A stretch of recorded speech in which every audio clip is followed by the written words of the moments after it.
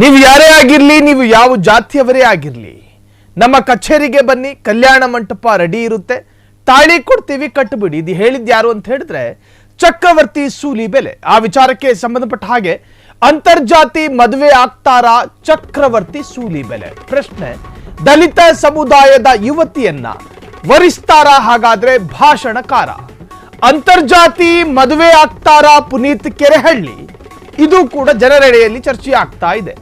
ದಲಿತ ಯುವತಿಯನ್ನ ವರಿಸ್ತಾರ ಪುನೀತ್ ಕೆರೆಹಳ್ಳಿ?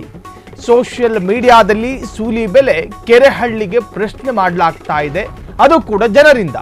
ಉಚಿತ ಅಂತರ್ಜಾತಿ ವಿವಾಹ ಮಾಡಿಸುವುದಾಗಿ ಘೋಷಣೆಯನ್ನ ಮಾಡಿಕೊಂಡಿದ್ದಾರೆ. ಪುನೀತ್ ಕೆರೆಹಳ್ಳಿಯ ರಾಷ್ಟ್ರ ರಕ್ಷಣಾ ಪಡೆಯಿಂದ ಈ ಘೋಷಣೆ. ಪುನೀತ್ ಅಭಿಯಾನದ ಪೋಸ್ಟರ್ ಬಿಟ್ಟಿದ್ದ ಚಕ್ರವರ್ತಿ ಸೂಲಿಬೆಲೆ.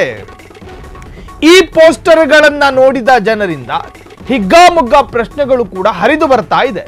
ನೀವೇ ಅಂತರ್ಜಾತಿ ಮದುವೆಯಾಗಿ ಬೇರೆಯವರಿಗೆ ಮಾದರಿಯಾಗಿ ಮೊದಲು ನೀವಾಗ್ರಯ್ಯ, ಆಮೇಲೆ ನೀವು ಸಂದೇಶ ಕೊಡಿ. ಅಂತರ್ಜಾತಿಯ ಮದುವೆ ಆಗುವುದಕ್ಕೆ ನಿಮಗೇನು ಧೈರ್ಯ ಇಲ್ವಾ? ನಿಮಗೆ ಧೈರ್ಯ ಇಲ್ಲ ಅಂದಮೇಲೆ ಬೇರೆಯವರಿಗೆ ಯಾಕೆ ಹೇಳ್ತೀರಾ? ಇದು ಪ್ರಶ್ನೆ ಜನರ. ಸೂಲಿಬೆಲೆ ಪುನೀತ್ ಕೆರೆಹಳ್ಳಿಗೆ ಸೋಷಿಯಲ್ ಮೀಡಿಯಾದಲ್ಲಿ ಪ್ರಶ್ನೆ ನೋಡ್ರಿ. ರಾಷ್ಟ್ರ ರಕ್ಷಣಾ ಪಡೆಯ ಸದಸ್ಯರಿಗೆ ಮಾತ್ರ ಸೀಮಿತ ಅಂತ ಹೇಳ್ತಾ ಇದ್ದಿದ್ದರೆ ಬಹುಶಃ ನಾವು ಇಷ್ಟು ಗಟ್ಟಿಯಾಗಿ ಪ್ರಶ್ನೆ ಕೇಳ್ತಾ ಇರಲಿಲ್ಲ. ಸಾರ್ವಜನಿಕವಾಗಿ ಜನರೆಡೆಯಲ್ಲಿ ಈ ತರಹದ್ದೊಂದು ಅಭಿಯಾನಕ್ಕೆ ನೀವು ಚಾಲನೆ ಕೊಟ್ಟಾಗ ನಿಜಕ್ಕೂ ಕೂಡ ಇದು ಸಾರ್ವಜನಿಕವಾಗಿ ಕೇಳಲೇಬೇಕಾದಂತಹ ವಿಚಾರ. ಹೌದು, ಹಿಂದೂ ಧರ್ಮದಲ್ಲಿ ನಾನಾ ಜಾತಿಗಳಿದಾವೆ, ನಾನಾ ಪಂಕ್ತಿಗಳಿದಾವೆ, ನಾನಾ ತರಹದ ಪಂಥ ಭೇದ ಎಲ್ಲವೂ ಕೂಡ ಇದ್ದಾವೆ. ಯಾವುದೇ ಜಾತಿಯಾಗಿರ್ಲಿ, ಯಾವುದೇ ಪಂಥದವರಾಗಿರ್ಲಿ, ನಾವೆಲ್ಲರೂ ಹಿಂದೂಗಳು. ಹಾಗಾಗಿ ನೀವು ಯಾರನ್ನ ಬೇಕಾದ್ರೂ ಮದುವೆಯಾಗಬಹುದು. ಆ ಮದುವೆಗೆ ಎಂತಹದ್ದೇ ವಿರೋಧತೆ ಎದುರಾದ್ರೂ ಕೂಡ ನೀವು ಸೀದಾ ಬರಬೇಕಾಗಿರೋದು ನಮ್ಮ ಕಚೇರಿಗೆ. ನಾವು ಉಚಿತವಾಗಿ ಕಲ್ಯಾಣ ಮಂಟಪವನ್ನು ಮಾಡಿಕೊಡ್ತೀವಿ. ಆ ಕಲ್ಯಾಣ ಮಂಟಪಕ್ಕೆ ಎಲ್ಲಾ ತರಹದ ಅಲಂಕಾರಗಳನ್ನು ಕೂಡ ನಾವು ಮಾಡಿಕೊಡ್ತೀವಿ. ಕಾನೂನಿನ ಭಯ ನಿಮಗೆ ಬೇಡ.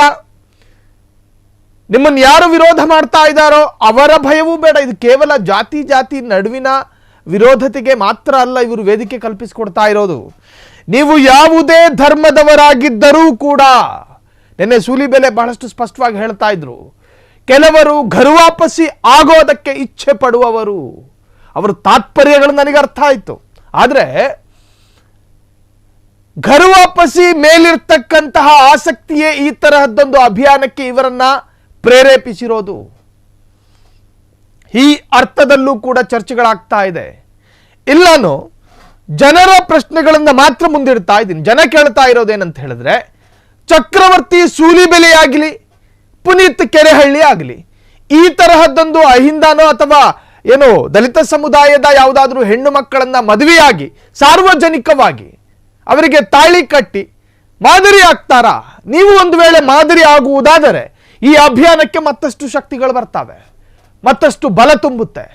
ನೀವು ಮಾದರಿಯಾಗಿ, ನೀವು ರೋಲ್ ಮಾಡೆಲ್ ಆಗಬೇಕು. ನಿಮ್ಮನ್ನ ನಾವು ಅನುಸರಿಸ್ತೀವಿ, ನೀವು ಮಾಡಿ ತೋರಿಸಿ.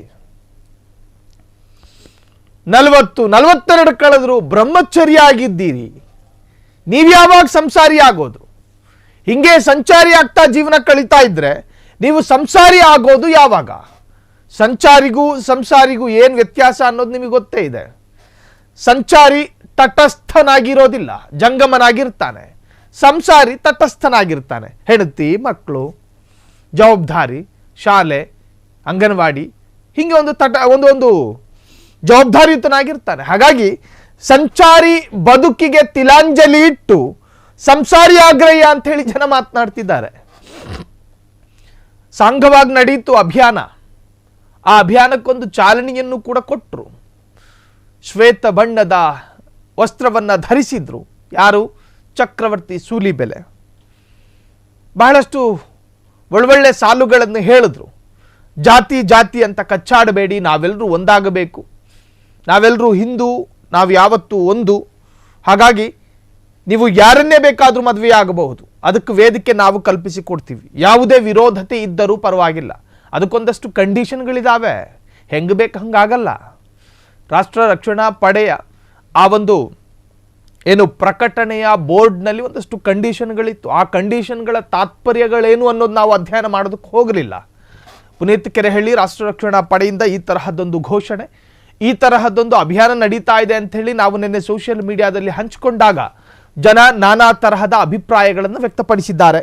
ಆ ಅಭಿಪ್ರಾಯಗಳ ಪೈಕಿ ಒಂದಷ್ಟು ಅಭಿಪ್ರಾಯಗಳು ಹೆಂಗಿತ್ತು ಅಂತ ಕೇಳಿದ್ರೆ, ನೀವಿಬ್ಬರು ಮದುವೆ ಆಗಿ ತೋರಿಸಿ, ನೀವಿಬ್ಬರು ಸಂಸಾರಿಯಾಗಿ ಸಮಾಜಕ್ಕೊಂದು ಮಾದರಿಯಾಗಿ, ಅದಾದ ನಂತರ ನಾವಾಗ್ತೀವಿ, ನಾವು ನಿಮ್ಮನ್ನ ಸಂಪರ್ಕಿಸ್ತೀವಿ ಅಂತ ಜನ ಪ್ರಶ್ನೆ ಕೇಳೋದಕ್ಕೆ ಶುರು ಮಾಡಿದ್ದಾರೆ.